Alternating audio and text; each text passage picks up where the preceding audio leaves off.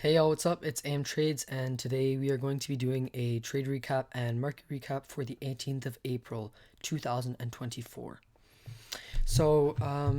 Today I took one trade and I was waiting on a second trade, which never ended up working out. I'll explain all that in a minute here. And my buys today was longs on the NASDAQ as well as the S&P 500. So if we move here to the chart, we are going to start on the S&P. As you can see, I have my, if we go to the higher time frame on the hourly here, excuse the loading times, my Wi-Fi isn't the best.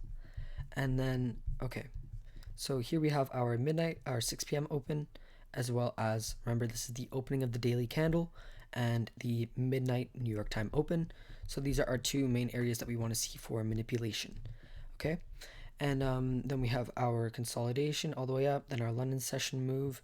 And like I said, I think it was a couple days ago, the London session manipulation and distribution will usually be in opposite direction to where New York wants to manipulate and distribute.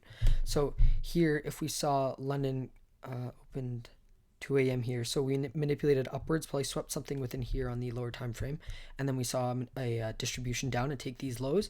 And this sweep of liquidity on the London session is usually just what we need. Apologies. Is usually just what we need for the move up for the manipulation on New York session, and then we will see the distribution like we did to the downside here. So if we go into our bias, we can see that we have there was an SMT today on the lows. If we go to the hourly here on the NASDAQ, I can compare that and show it. So okay, here on the hourly, we have these lows here, and they were taken quite abruptly, as well as this. However, right around the same time during market open, we left this low on the S&P. So when the S&P and the NASDAQ are have an inefficiency, that's where we want to exploit it, because that's where big money is coming in to push the market and make the market. So we had a bullish S&T divergence here. If we mark this out, SMT, and then the correlating SMT here. Hold on, I don't know why this is locked. There we go. Okay, now I can move it. And then the same low here got purged during open. So that was our 1 hour SMT, as well as we had all of these highs here, resting highs, as well as this big fair value gap created by the dump that we had the day before yesterday, as well as the fair value gap created by the move down post FOMC when Powell was speaking.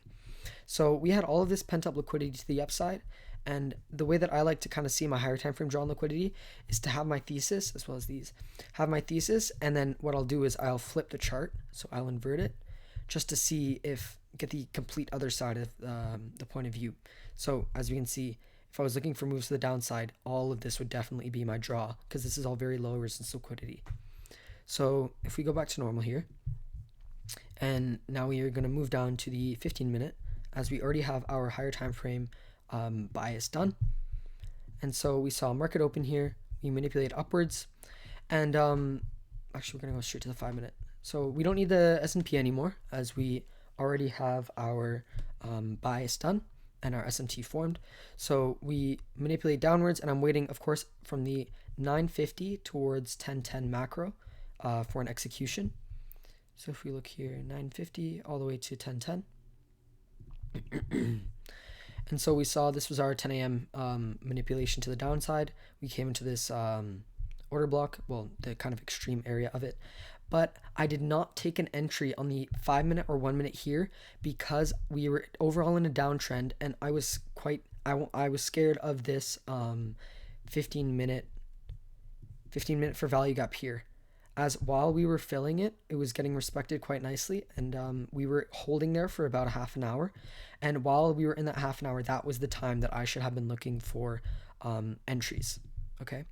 So this was probably my main mistake today, and why I didn't catch a larger move than I did, is because I was wanting to wait for this value gap to get disrespected, because you can see here right around 10:15, right? This would have been my window to execute, which is when I usually like to have it, within our macro. And you can see that we kind of went up and then we wicked it out, and then finally for this close. So inside of there is where the optimal entry was, and I'll show you. I'll show you where I wanted that optimal entry. I wanted to see this 5 minute fair value gap get filled, and to see an entry off of the 0.618 of the entire range. So if we take our fib tool here and take the fib from the bottom to the top of the opening range, you can see that right here, this 0.618 level is right at this fair value gap. So that's where I wanted to see us retrace into.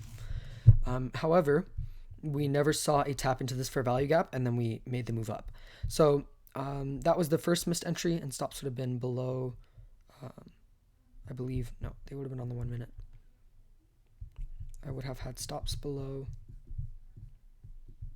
here, below this low. Okay, and then targeting whatever. So that was our first missed entry, which is kind of our big miss of the day. We still ended the day green, and I'll get into that trade right now. So we had that move up towards these this area of liquidity, all of that. And so what I wanted to see is a continuation, so probably a dip back down into a fair value gap to see us go back up. So this whole time we were kind of trading within this balanced price action. We had the, move up with an imbalance, mitigate the imbalance, move up, mitigate the imbalance. So I was trying to find the second fair value gap. So here I was on the charts. We had just swept all of these highs as well as this high with this here, and I was looking to see us continue upward. Okay, and then I had various other take profits up all the way. However, we only hit TP1 today. So what happened is I saw this 1 minute fair value gap here, marked it out, and then we saw a tap into it. I had my first entry here and a second entry a little bit lower because I scaled into this position. I averaged down, and then we can see that we kind of chopped around for a little bit, came a little bit into drawdown, and then we had this big impulsive move up. This is where I took half of my profits, and then directly right after that, it came and stopped me out at break even. So, and I didn't re-enter after that just because I was done for the day, pulled money out of the markets. You keep trading, it's going to take it back away from you. So for a total of 0.7 R, so I was on standard risk today of 1%, and because of my partial system, I had a negative risk to reward today. But usually what happens is I will hit TP1, TP2, TP3, and that will put me into a positive risk to reward for the day. So that's our trade recap for today. And then if we come here and look at our trading dashboard for the account, we can see that we are up. I think the start of the week we were at 95,000 on the balance, and this week we have made back 4%. So not a bad recovery of our drawdown. And today's P&L was $728 in total. So this was the half of the position. So it would have been a total of around, let's see here, 1 to 4, 1 to 1.5 or 1 to 1.4. So we saw 1 to 1.5. We netted about $750, and then this was our break-even stop. So I set my stop loss to right around here, and then it tagged me out, and spread got me with a little loss. But regardless, very, very well executed trade. I'm happy with how I traded today. I'm happy I stayed off the charts after this, and we will be on to the next tomorrow. I don't think we have any news. Yeah, no news tomorrow, so it's going to be an interesting setup day tomorrow. And I really encourage you guys to go check out the Instagram, go check out the TikTok, new uploads there, and we're going to be a lot more active in the next coming weeks. So I really appreciate all of you guys for tuning in and watching this video, and I will see you guys in the next one. Bye-bye.